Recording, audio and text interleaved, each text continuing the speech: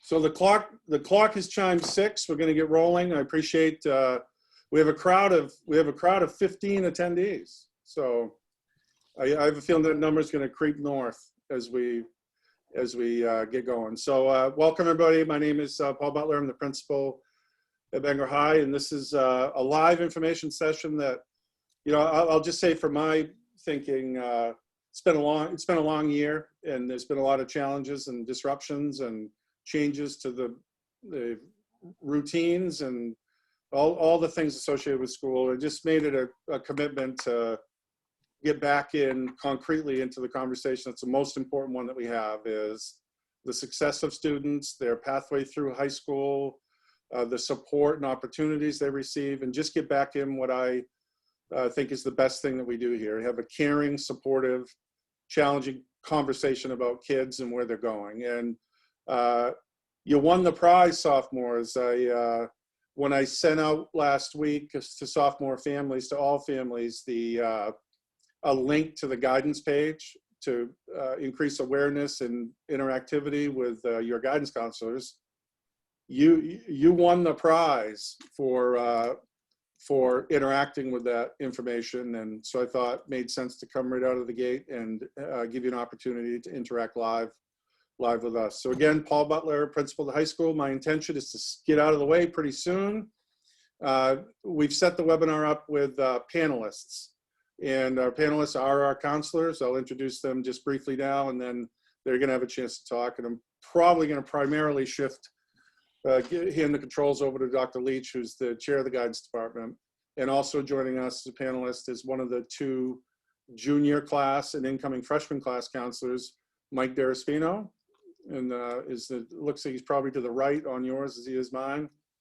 And hoping that Miss Foley, Corinne Foley, who's also the other guidance counselor, will be able to join in soon. So I see that she's all right. Mrs. Foley, you're in.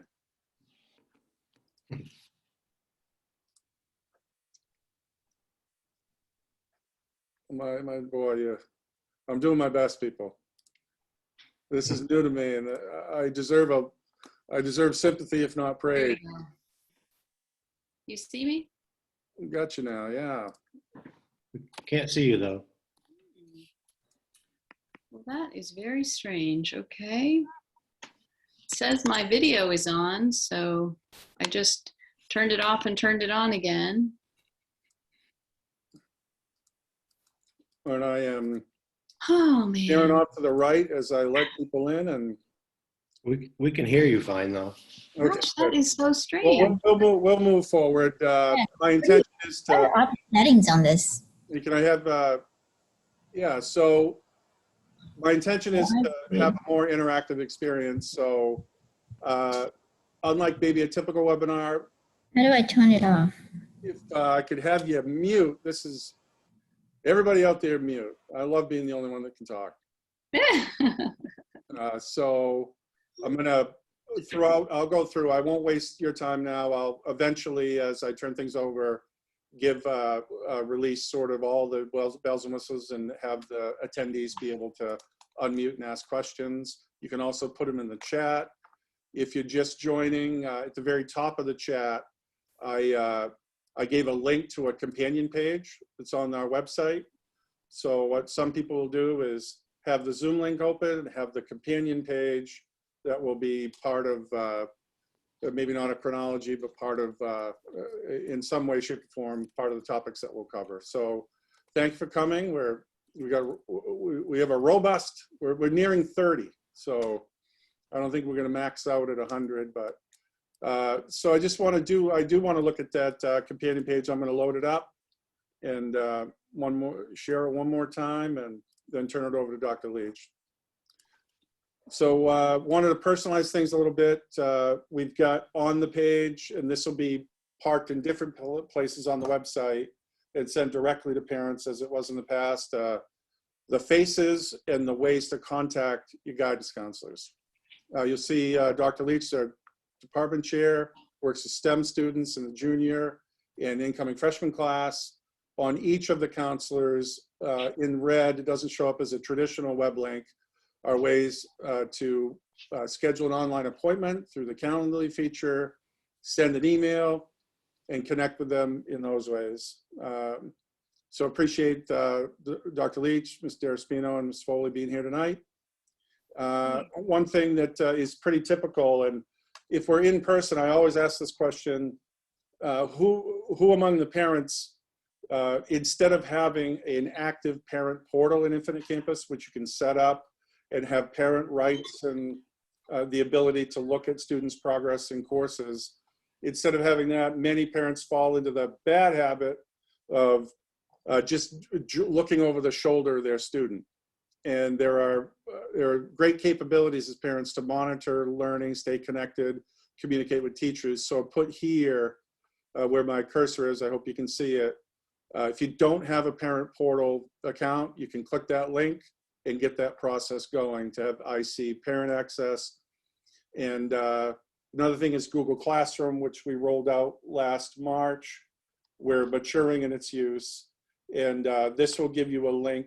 Actually, it's a hot link to an email to our office manager who will queue you up for help, a personalized conversation about Google Classroom, which we might get into tonight, but are kind of the two electronic features that help you stay connected to your child's progress moving forward. Embedded here, we had, I guess, 6 questions that came through. I've provided some links. I'm sure Dr. Leach will reference them, particularly the merit aid, which I'll be honest with you, on the link that I embedded here, it's not super clear to me about, that may not be the best link, but I'm sure Dr. Leach can speak to that. Some information about the SAT and the PSAT, and those forward-looking questions about what will colleges look like in terms of students be able to explore them in person this summer, what are ways to accomplish that. You know, we're going to talk about rigor in courses and challenging yourself with the explosion in the number of dual enrollment opportunities, where you take a college course in high school for college credit and high school credit. There's been an explosion in those programs. Are they worth it? How does that compare to the AP? And also never want to ignore the career exploration side of things and ways in which students can self-inventory, can choose courses and look for experiences that give them an edge as they explore careers, maybe work in high school or have the types of experiences that can inform a decision about what plans are after high school. So with that, my role as MC and facilitator, setting up the Zoom session, I'm proud of myself. I'm gonna stop sharing now. And again, welcome you, appreciate being here. Turn it over functionally to Dr. Leach, who's gonna steer the ship from here and give you a chance to interact and communicate with his counseling staff. So Dr. Leach, take it away. All right, thank you, Mr. Butler. You guys can hear me, right? Excellent, very good. Thank you to all of you that are taking time out of your beautiful evening to join us to talk a little bit about this and to ask some questions and to hear some of our thoughts. As Mr. Butler said, my name is Adam Leach. I'm the department head for the guidance department at Bangor High School. Before we really get into anything really about the junior year and the year to come, I want to just introduce myself, and I would love to have Mr. Daraspino and Ms. Foley take a moment to introduce themselves as well. I am in my 24th year at Bangor High School. I was a history teacher before getting into the guidance department. This is year number 9 for me in the guidance department. And so I have been a soccer coach, a softball coach. I have been the teachers union president. I have served in a lot of different capacities in our school. And it's an honor and a joy to be part of this school system and all the great people, students, parents, community members that get involved and share their expertise and talents. And it's just an amazing experience. So I come from, I'm a lifelong Mainer. I come from Merced County, and I went on to the University of Maine at Presque Isle, and Mr. Daraspino is a fellow Owl, so we have some things in common like that. But I also am a parent, and I want to say that you know, all of the professional training and experience working with other students, the experience of having been a parent and put two kids through college, that has been the experience that I think has given me the best background, I think, to be able to advise families, because I can truly say that I've been in your shoes. I've been through that experience a couple of times with two very uniquely different kids with different aspirations, different goals, and helping to guide them through their experience. So I guess I'm going to pause there and turn it over to Mr. Daraspino to introduce himself, and then to Ms. Foley, and then she can turn it back to me, and I'll give a little bit of the highlights of the junior year. Thanks, Dr. Leach. I do have a little bit of a cheat sheet notes.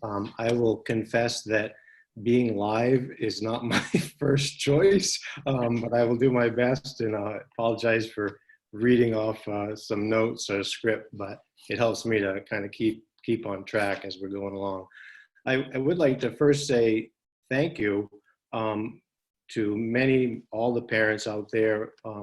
You've been a support and an encouragement to me this year as we've gone along this very bumpy road. And I hope my email rants were well received and helpful as we kind of muddled through this. I do have 5 children of my own, aged 10 to 23. So I understand the joy and also the pain that you experience. My children have not gone on, like Dr. Leach, to formal college yet, so I do not have that experience, but I have been at Bangor High School for 22 years, so I do have what I think is a lot of experience working with families and students as far as preparing for post-secondary life. So a little bit about my background. After high school, I did go in the Army for 4 years. And then after that, I did attend the University of Maine at Presque Isle, like Dr. Leach had mentioned, for an undergraduate degree in outdoor recreation. I went on and worked for the state of New York for a year in their corrections programs, outdoor corrections programs for young people. Came back to Maine and pursued a master's in school counseling at University of Southern Maine. Milo, Pecos Valley High School was my first position. I was there for a year, and then like I said, I've been at BHS for 22 years now since then. So get in touch with me. Probably the best way is email. I confess I overcheck email. I check it because I like to get responses quickly myself, so I would rather be able to respond to you or your children as quickly as possible, and then let it wait, or maybe get another email on top of that. So I do check it regularly, weekends, evenings, sometimes in the middle of the night, which I probably shouldn't do, but I do try to get back to you as quickly as possible. Same with phone calls. I don't like those to set in an inbox either. The Calendly link is something new that we started using this year, and students have really been using that a lot, and I encourage you to do it as well. As Mr. Butler shared, it's on that links page, and it's a great way to schedule for the students. They can schedule an in-person or a Zoom appointment with us, and you can do a Zoom as well. Hopefully next year. I'm looking forward to a day soon where we could actually meet in person. We've been conversing back and forth this year, email and phone, and a lot of you probably this is the first time you've ever seen what I look like, and I have no idea what you look like. So it'll be nice to maybe do that next year and the year ahead. This year we've been meeting with sophomores, reviewing credits and grades, and we're in the process now of working on next year's schedule. So we're meeting with them to do that as well. I like to picture high school, if you've ever gone and done any hiking, and you had to cross a stream or a river or anything, is different stepping stones along the way. And that 8th grade to 9th grade year is a difficult one. They're stepping on a stone that's a little wobbly. They probably got their feet wet a couple of times, or maybe more than a couple of times last year. This year, it's more settled. I think they're used to things. They're settled in. They're not the new students in the building. So they really kind of settled in this year. Next year, it's not as a big a jump as 8th grade to freshman year, but I think it's a step up, and that's what makes it a much different year. We're going to expect them, the teachers are going to expect them to be more independent, more responsible, more in charge of their learning. They have a little bit more flexibility in what they take for classes.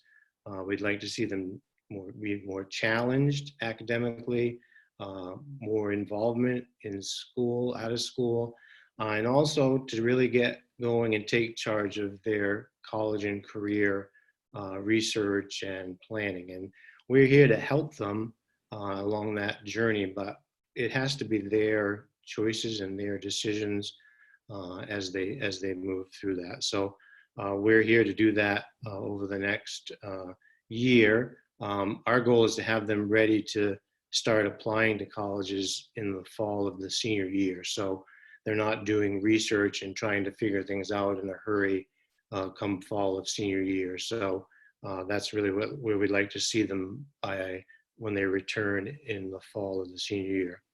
I look forward to the next 2 years working with you and your children. Don't hesitate to contact me with questions or concerns. Or if you just need to kind of talk things through, that's fine too. We're here for that as well. I think the nice thing about, I did work in a smaller school before. The nice thing that we have to offer in the guidance department is there are 5 of us. Even though your son or daughter is assigned to a certain counselor, we all work together. So if I'm not available, the other counselors are available. We work in teams. Mrs. Foley and I have been, I don't know how many years we've been working together, but for a long time now, we've always shared grades together. And, we're collectively experts, I think. I go to Mrs. Foley's office or Dr. Leach or the other counselors regularly and say, what do you think about this? And they do the same. So I think because we have each other and we work well together, we have a really, a bigger way to have an impact, because we do have very different backgrounds and experience, and we kind of work along with each other to make it the best experience for your sons and daughters. So I will stop babbling on and let Mrs. Foley have a turn. So thank you.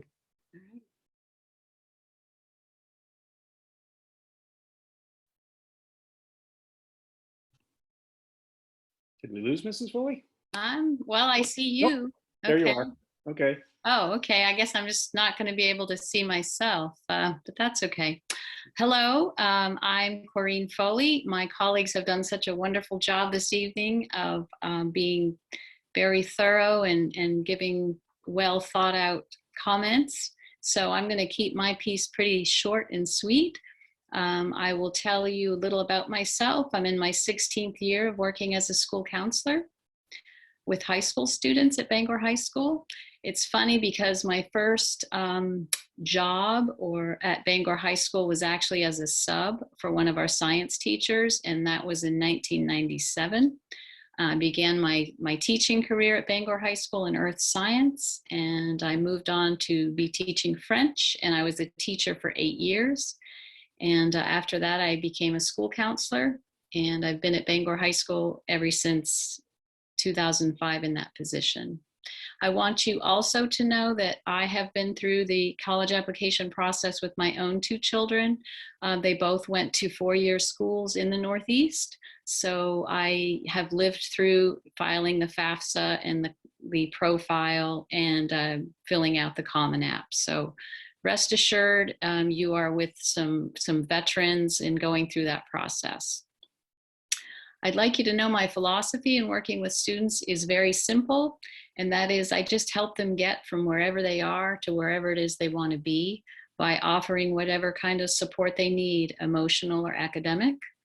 It is best to reach me by the Calendly link and make an appointment either by phone or Zoom, or I understand now parents can come in after school. But you can always reach me by phone and also by email. So I look forward to working with you all and meeting you in person. And I'm really looking forward to seeing our students more in person. It's very rare that I see many kids in person, it feels like. So I'm ready to get back to seeing more in the fall. So with that, I'm going to turn it over to Dr. Leach. All right, thank you, Mrs. Foley and Mr. D'Arspino. I want to echo a couple of things that they said, and that is, first of all, that we do have 5 counselors, registrar, secretary. We do have a pretty cohesive team that does get along extremely well. We work really well together, and we all come from relatively different backgrounds and experiences. So that is a great thing about being at Bangor High School completely, is having such a variety of people that are able to help. It's rare if I don't know an answer to a question that I can't find somebody else that does know the answer to a question. And so it's large enough that we have all of those variety of resources, but it's small enough that we can pick these names of people off the top of our heads and either refer students or bring somebody in to help us answer questions so that we can help students. Talking about the junior year and the next year ahead for your students, it is the most important year in terms of planning for jobs, planning for careers and colleges, because it is, for college's sake, it is the last academic year, full year, that the students will do, and it's the first thing that colleges see. So when young people enter high school as 14, 15-year-old kids, they're still very much children, young children, but by the time they hit junior year, they're very much young adults, and they can handle a lot of responsibility. They can take on more rigor, and we can say from a great deal of experience that that's what we see from universities and admissions offices. They love to see active and engaged students that are taking leadership in their own planning and their process. That includes being the leader within their family and leading mom and dad, and also leading us, leading their counselor, leading their teachers, letting us know what they want, letting us know what they need. But like parents, guidance counselors, we have to prime the pump a little bit sometimes and get kids to get engaged. But ultimately, the theme for the guidance office is the door is always open. So the different lines of communication. I like the Calendly link a lot. If somebody wants to schedule an appointment with me through that link, the times are set up. We don't have to email back and forth to find out when you're available, when I'm available. You go on the link and you can schedule that, and it goes right into our calendar, and it saves you that spot, and that's going to be your time. And that, when talking to parents and when talking to kids, that's what I like. I like having a reserved time that's uninterrupted, that we know that we can take our time and have the conversations that's needed. But on the other hand, too, if somebody has a 5-second question, a 10-second question, popping in, catching us in the hallway, all of those kinds of informal opportunities oftentimes are as valuable as the formal conversation. So please keep doing that. The first piece of advice that I would say to any person entering the beginning of their junior year, or I should say leaving their sophomore year, is now's the time to start. The sooner you start, the more you're able to disperse the workload. if students are taking rigorous course loads, lots of challenging classes, participating activities, all the things that we want well-rounded students to do, the college application process is another layer of responsibility. It's another layer of work. And the more that you can thin that process out and spread it out, the lighter the workload is going to be. The other thing about spreading the workload out is it allows you more time to literally sit back and think about the steps that you're taking. You can pick a rainy day to do an internet search of a couple of colleges, or check out an admissions page and do some of that random exploration using the College Board website, college search engine, or going on to specific universities and researching them. You can pick and choose your times.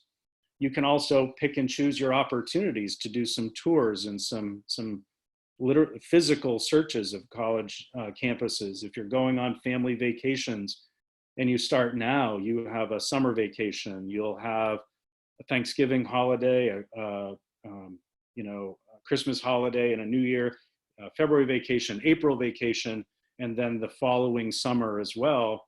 And you'll have all of these opportunities. If you go on car trips or you do any traveling, try to squeeze in a university tour, even if it's a university that you're not looking at.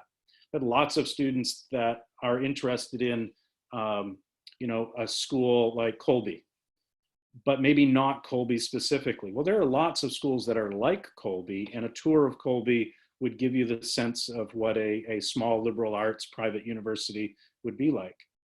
Then that search can expand. I've often told students, even students that are not athletes, to go to Colby's website, because Colby is a well-known university. Lots of great people have graduated from there, right, Mr. Butler? And but you can yeah, there it is. You can go on to their athletics page, and you can find out who the basketball team plays for opponents. And you're going to get a ready-made list of similar universities that you could then leap forward and check. So there's lots of cool things like that. I've had students do things like use Google Earth Street View to do a walk around a college campus. So have fun, be creative, use us as a resource to get little tips and hints and things like that. We've all had experiences with different universities, and so we can share our walkthroughs and things that we've seen and done, and those are all really helpful. But by getting started now and asking some of those questions about careers, talking to neighbors, talking to friends, parents, teachers, about different avenues and varieties of occupations. For example, you could take a nurse, if somebody's interested in nursing, and using the Occupational Outlook Handbook, something that the Bureau of Labor Statistics produces.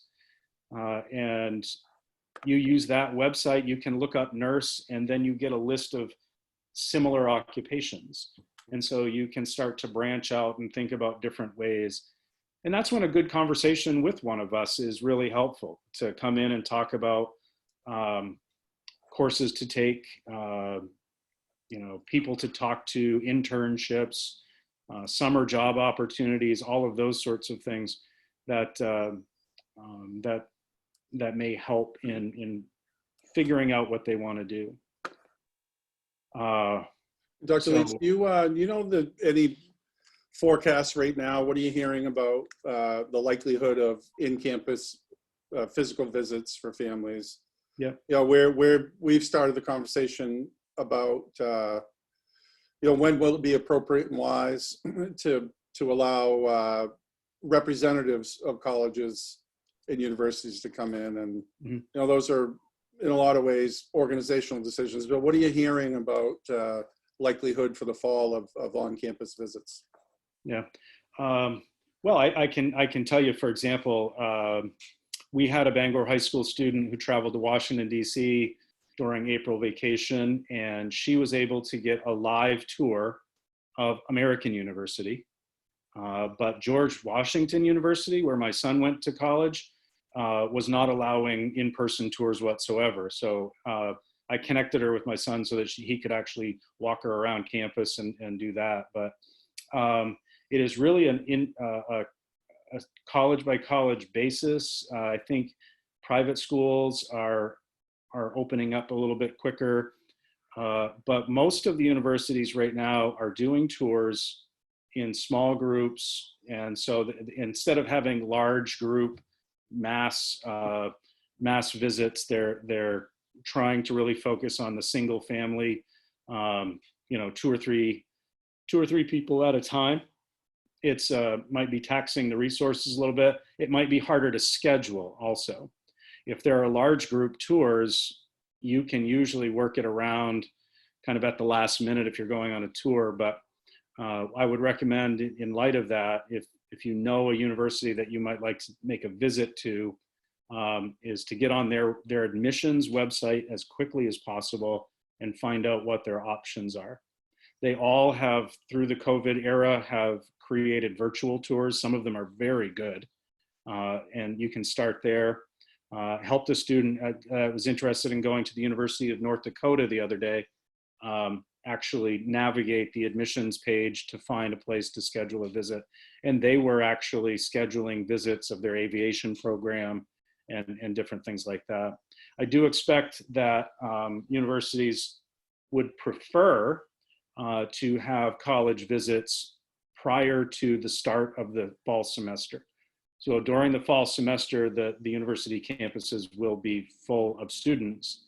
And in order to ensure social distancing and cross-contamination possibly of COVID-19, to keep things as small as possible. So doing something during the summer vacation prior to the fall would be good. It's also a good idea to look to schedule visits well in advance, because many of your young people are student athletes, and trying to schedule visits and tours during the school year is hard enough, but many of our sporting events are on weekends, and it becomes hard to work that out. So yeah, that's a great question, and that's one of the great things about spreading the responsibility out over a longer period of time. That makes it a little bit better. What to worry about now is thinking about the career choice, thinking about what major in college will help them on that path. Even if students are undecided, college is still a really good idea. Many people are apprehensive about college because if they don't have a chosen major, but college is honestly a good place to figure that out and to try a few different things. Every university has some type of exploratory program. The University of Maine has a great program that helps undecided students through their explorations program to discover something that they will be interested in, that will be worthy for them. Universities have great advising programs as well. So a great way to start getting in the habit of using an advising program if they'll be at a college is to use the one that you have in your high school. And we have relationships with a lot of our more familiar colleges, in-state colleges, and we can usually name people and tell you where to go. We work with lots of kids also that might be undecided or looking to save a little bit of money and want to start with a community college option and then transfer to a four-year program at a four-year university. University of Maine has an admissions counselor that works specifically with transfer students. And we've made arrangements for a UMaine counselor to work with students that intend to go to EMCC first and help map all of those things out. But while I'm mentioning the idea of affordability, something else to be thinking about as we move forward, and I know in the questions that came in advance of this meeting included a question about the benefits of the advanced placement or AP program versus the early college dual enrollment program. And they are different but similar. They have similar benefits, but different pathways.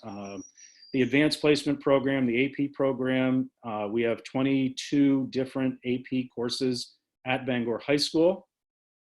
They follow a set curriculum, and the College Board administers an exam, a nationally standardized exam at the end of the year, scored on a scale of 1 to 5, 5 being the best. And for many of the courses, if a student gets a 3 or better, they will earn college credit depending upon the university's AP policy. Some courses you have to get a 4, and there are some that you have to get a 5, and then sometimes it depends upon the university.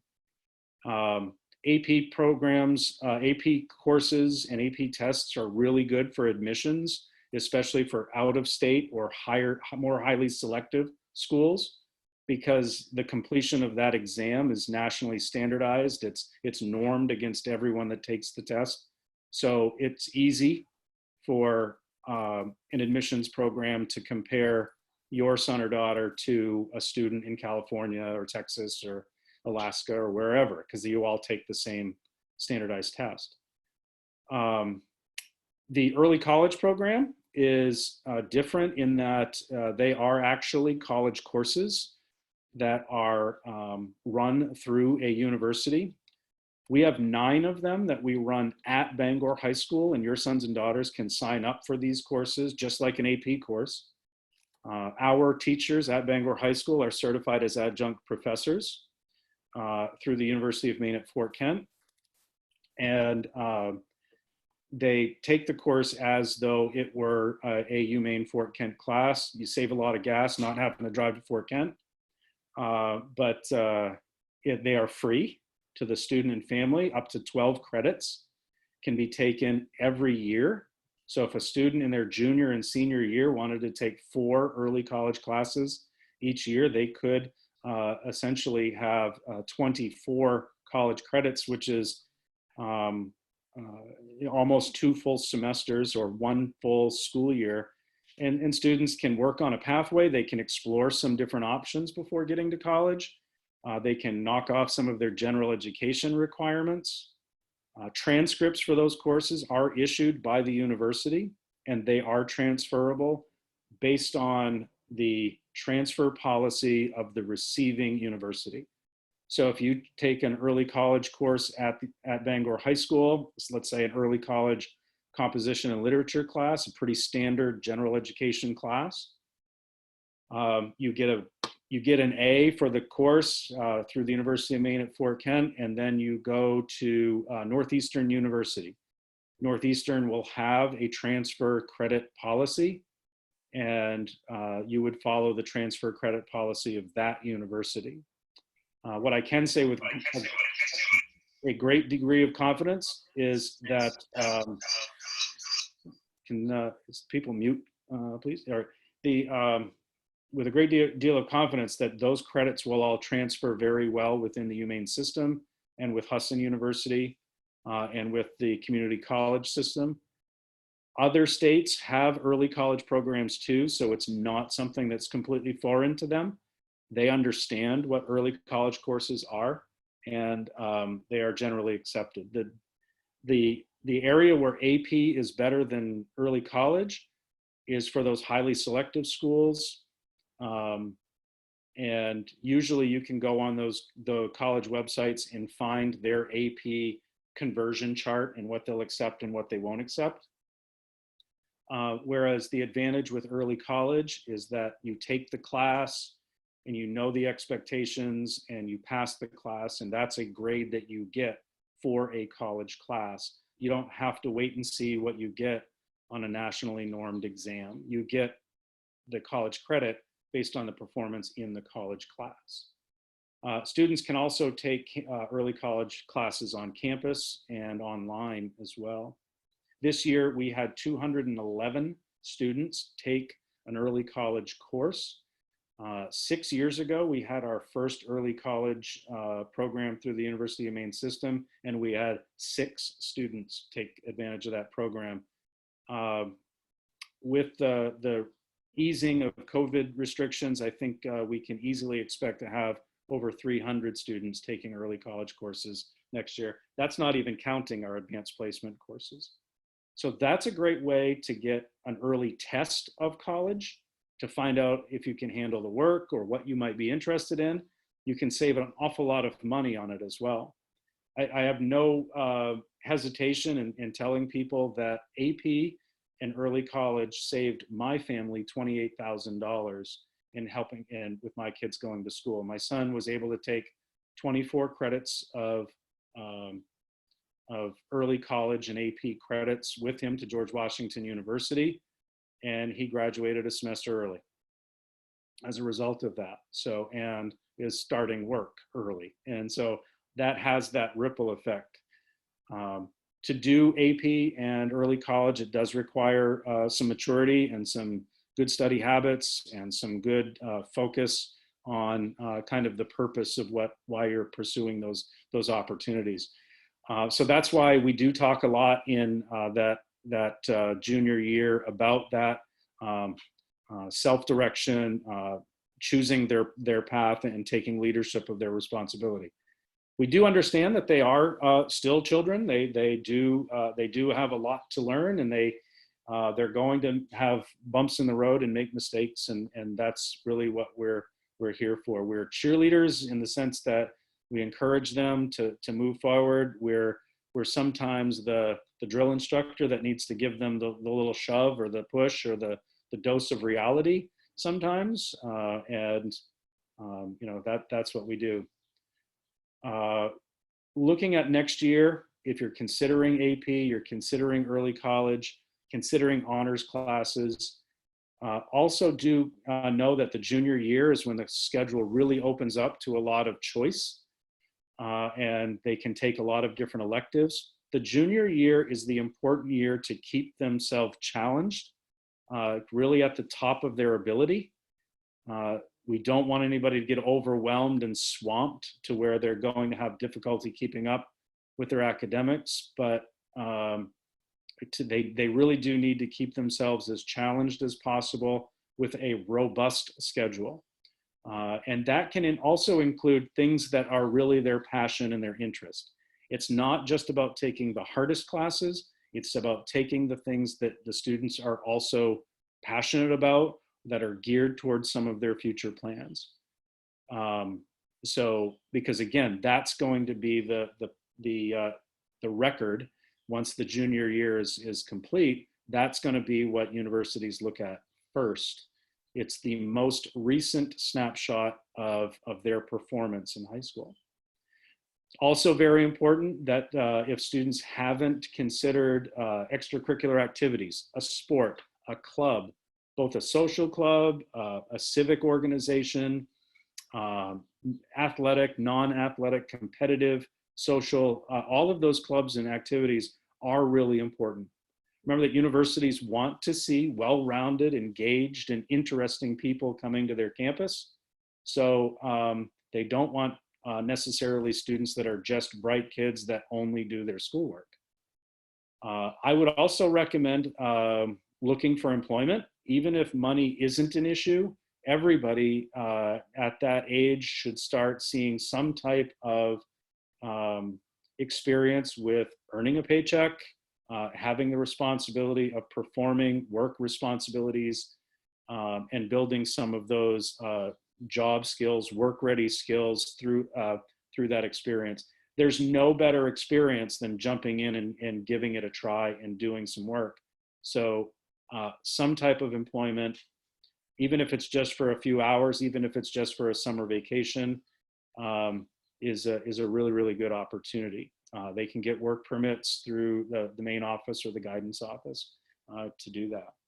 Also know that in the junior year, there's lots of other temptations and challenges that are good. Things like getting a driver's license is an essential thing that is really important in college and career and life readiness skills. So typically it's not difficult to try to encourage a teenager to take driver's ed and want to get their driver's license. But sometimes there's some apprehension and some nervousness and some cautiousness, but do encourage them to take on some of those responsibilities. I also think it's really helpful for these students that are 2 years away from being high school graduates and college bound students, to have an understanding of what you do for them as parents, in terms of not to say that they aren't grateful. I'm sure they are, but really to understand, for example, things like what does money mean? Understanding that a college is a very expensive undertaking. And when you look at your money and your finances, involving your students with that process is really helpful, and it gives them a good sense of really just how much you do for them. When they get a job too, and they work a certain number of hours and they get a certain amount of money, that experience will give them some very practical life skills and some life understanding moving forward for when they're independent and on their own. One last thing I do want to say about college finances. The only thing that I never like to hear is when somebody says, I can't go to college because I can't afford it. If there's a will, there's a way. And if somebody has a career or a passion that will require a 4-year degree or something, some type of college credential, it's important that people don't give up at an early step and say, it's too expensive, I can't do it.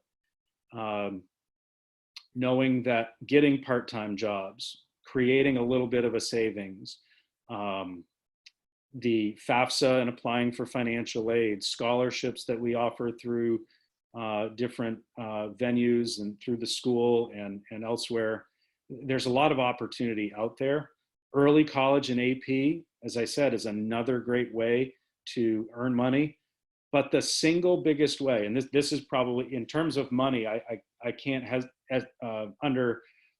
overstate this enough. The biggest way to get valuable financial support for in college, it's the performance that students do while they're in high school. Having a good GPA, good grade point average, taking rigorous classes, early college and AP courses so that you can get early credits, those things matter.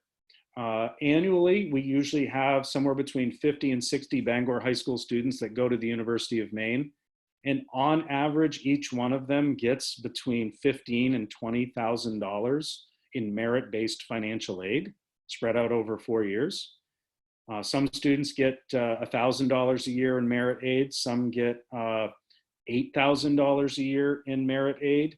And some of our students that compete in science fair and other contests sometimes get full tuition scholarships to the University of Maine. So when we give out, when the University of Maine gives our students sometimes around $500,000 or $600,000 of merit-based financial aid, it really hammers home the idea of how important it is to do well when you're in high school. It's also important to note that those types of scholarships are not reserved just for the valedictorians and the top 10 in the class. When we say that 50 or 60 Bangor high school students are going to the University of Maine every year, some of those students are not even in the top 50% of the graduating class, and there is still merit money for them. If they're a B student or better, there's going to be some support for them. It's also money can be found in the types of schools that they apply to. Private universities, for example, may look more expensive, but there's oftentimes an endowment or more money that they can tap into and can offer to individual students. So as I said, where there's a will, there's a way. Nobody should say, I can't afford to go to college. It should be the discussion of how are we going to make this work, and then be flexible and open to variations in the plan. Hey, Dr. Yeah. Lee, can I interrupt you for just a minute? Go ahead. It's a little early to be speaking about, filling out the FAFSA, I feel, for rising juniors. However, I think the more we make this statement, the better, because there is a misconception out there Parents might say, oh, we make too much money, so we're not going to bother filling out the FAFSA. And I want you, all parents to know that schools, when students apply to colleges, those colleges, as Dr. Leach has already said, have their own scholarships that they consider students for. But the first thing they do is they'll check if the student has filled out the FAFSA. And if the student has not completed a FAFSA, they are not considered for the school scholarships. So please don't make that mistake, parents, of not filling out the FAFSA because you feel like you're not going to get any help anyway, because you know, it's still very important. Yes, thank you for that point. Spreading out the responsibility over a longer period of time, the sooner you start, the more fun the process is. And it can be very stressful. It can be very anxiety inducing. Your children are the most important things in your life. And so what they do and their success and their livelihood and their future happiness, those are all very, very important things to all of you. We know that, we understand that, we share that. And it's something where if we can work through this process as a team, as families, as a school community, that it can actually be a really a joyful process where you can share in the, you know, the excitement, the joy, and some of the disappointment, because we encourage all students to stretch themselves and to try things that they might think are a little bit beyond their ability, or where can they reach to. I've had many kids come in and say, I don't know if I could get into an Ivy League school. And when I look at their GPA and I look at their rigor and I say, you're in the ballpark, right? You have a shot at it. It's not like people are gonna look at your application and say, you know, no way. It's worth a try. And you can't hit the ball if you don't swing the bat. And that is true about chasing dreams. And there's understanding reality. There's setting hot dreams and goals that are high, and enjoying the ride on the way to get those things achieved is as important as arriving at the destination. You want your kids, when they head off to the next step of their life, to be healthy, to be happy, and to be comfortable and successful wherever their feet are going to land. And that really is the ultimate part of the process. You know, I can talk for just a quick second about selective schools.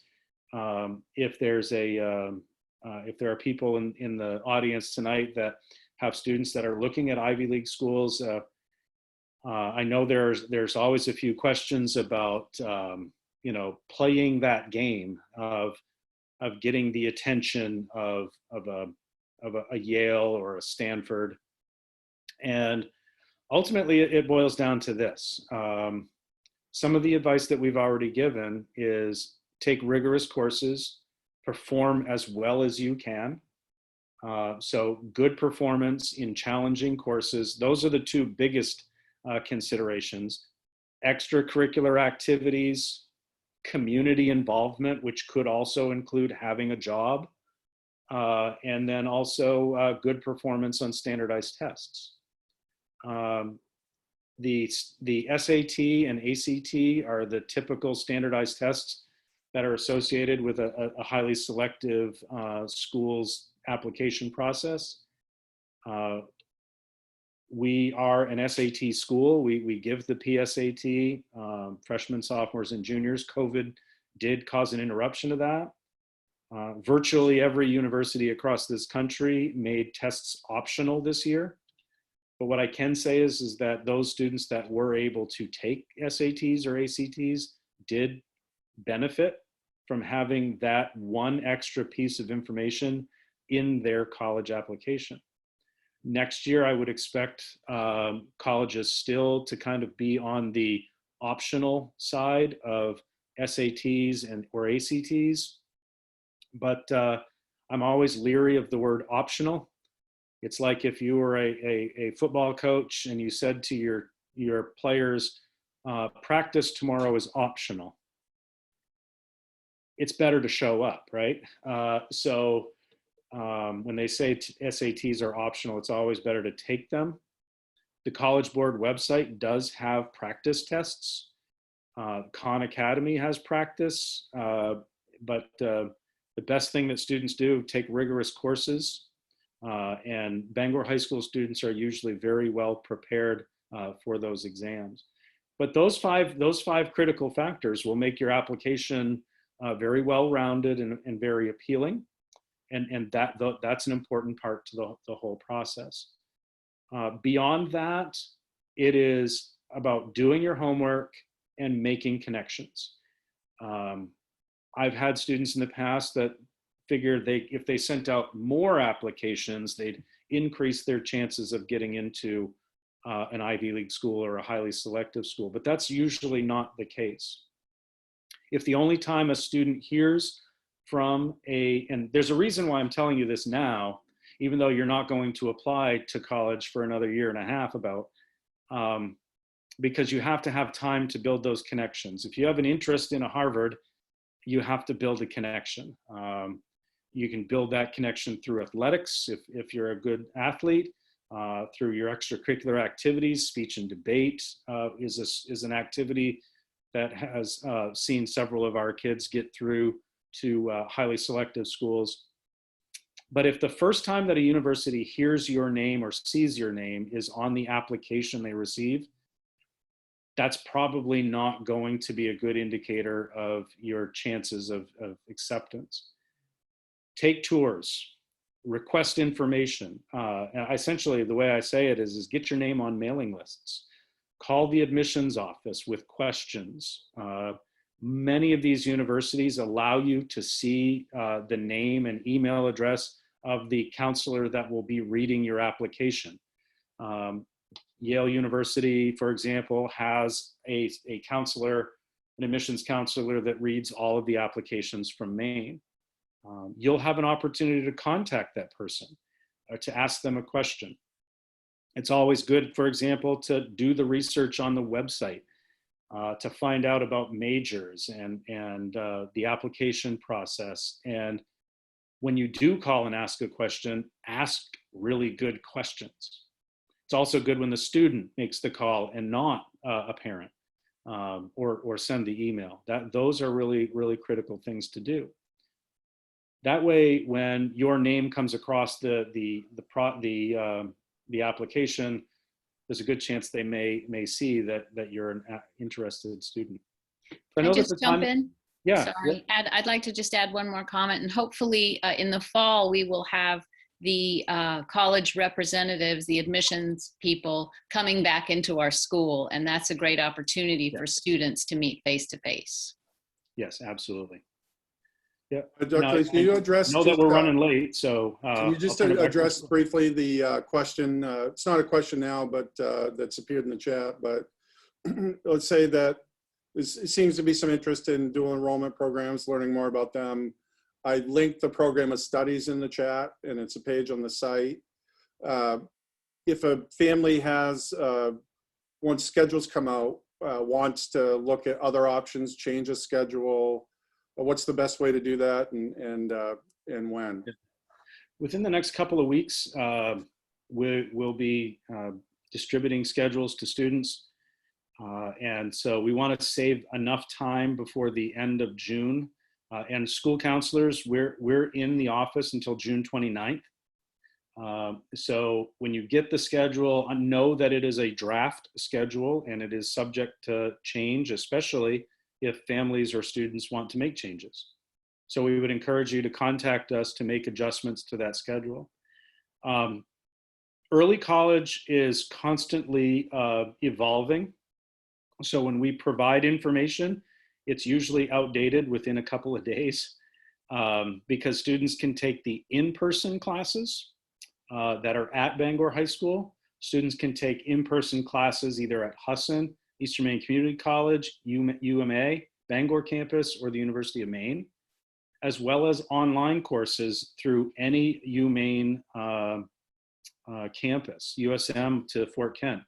So finding the available class and getting a seat in those classes, we urge you to have that done before the end of June, so that you can make sure that you get the seat in those classes, and to find out which offerings are actually going to run. Sometimes it's teacher availability, sometimes it's about enrollment and getting enough people to run a section of early college anything. And so, yeah, that's the process. If you want to make changes, do know that really up until September 1, changes can be made to the student schedule. So, but the sooner the better. The sooner the better. Yeah, yeah, definitely. Also, Don't I wait just until want August to 31st. say that and remind you that I love hearing from parents, but I do want you to know that we don't require parents to call. It's not the parent that needs to change the schedule either. We love it when students come to see us, the more the better. So. Yep, for sure. And as I said, school counselors, we're in the building until June 29th. And then we'll be back in the building August 16th until school starts. So, there's also that kind of window of time where we're available to you. And, we would look forward to answering any of your questions, but I would echo what Mrs. Foley just said.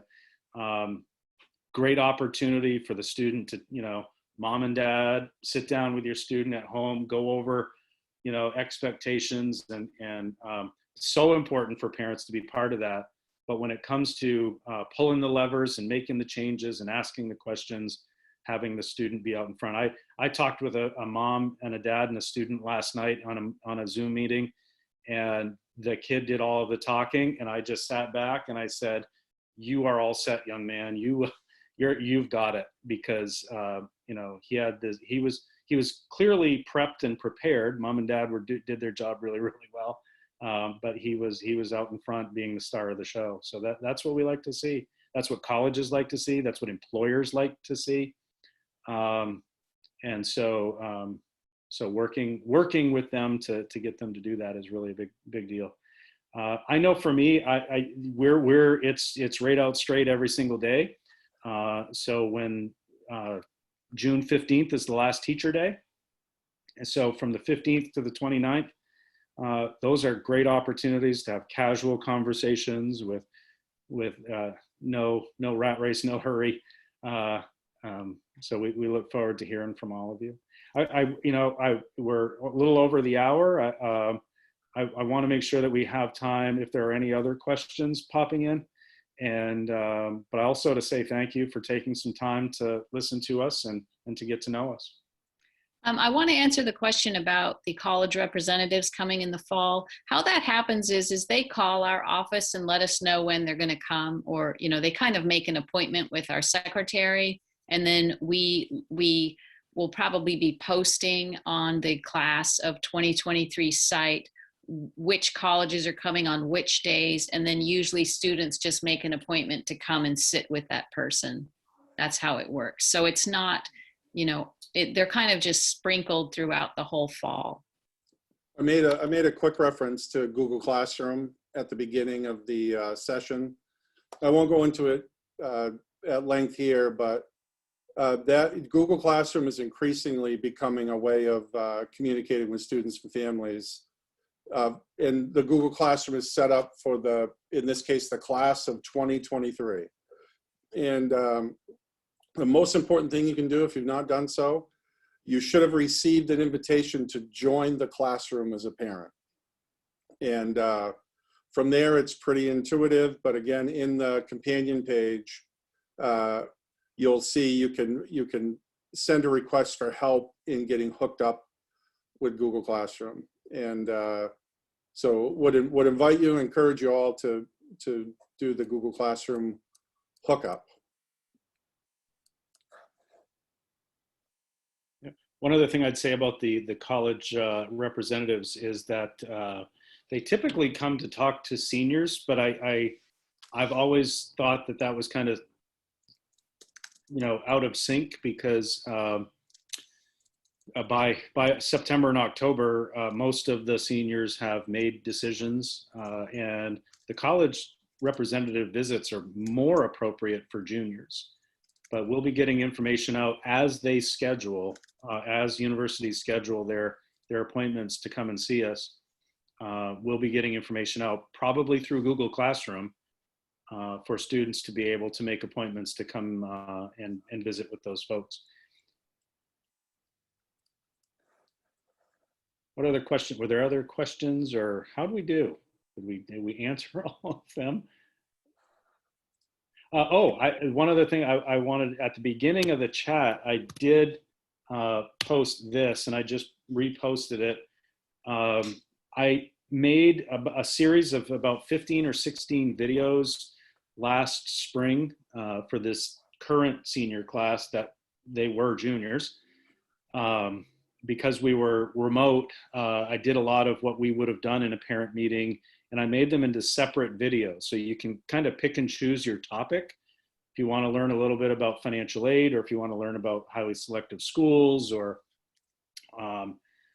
any of those topics, this link takes you to the introductory video, and then that video has instructions on how to access the other videos in that series.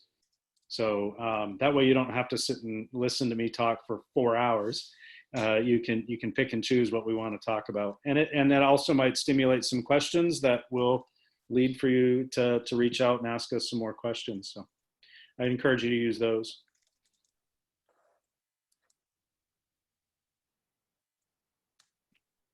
I just want to make a comment that if you want to enjoy the rest of your evening with some band and jazz band, they're starting up on the Peaks Auditorium YouTube, I believe, right away. So jump over there and you can hear them perform tonight. Excellent.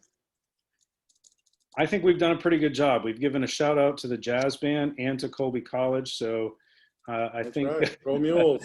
I think we. The only other concrete thing that was sort of asked in the beginning that I'd close with is a concrete step in the fall. The juniors, we're one of the few schools in the state that pays for all freshmen, sophomores, and juniors to sit for a free PSAT exam.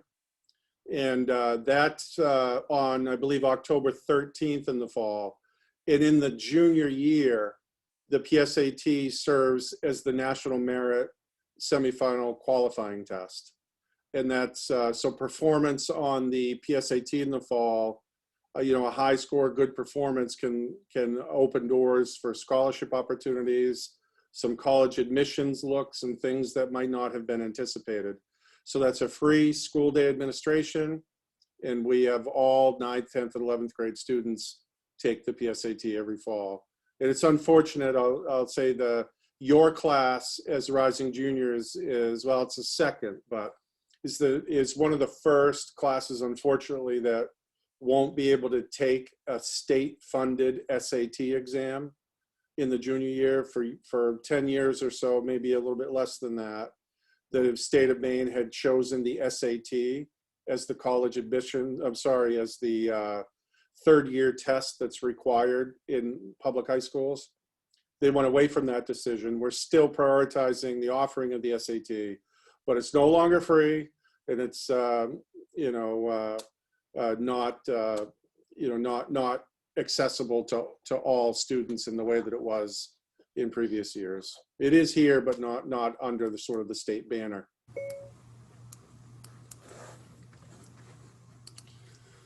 Well, I guess that's a wrap. Not too shabby, I'd say, for our first Zoom webinar. A little clunky. Really appreciate the parents for coming out tonight. We'll collapse the questions from the chat, put them on the website. This video will be recorded and loaded to the district YouTube channel. And I'll do my best to get Dr. Leach's videos up on that YouTube district channel as well. Thanks to the counselors. Thanks for everybody. Have a great night and enjoy the beautiful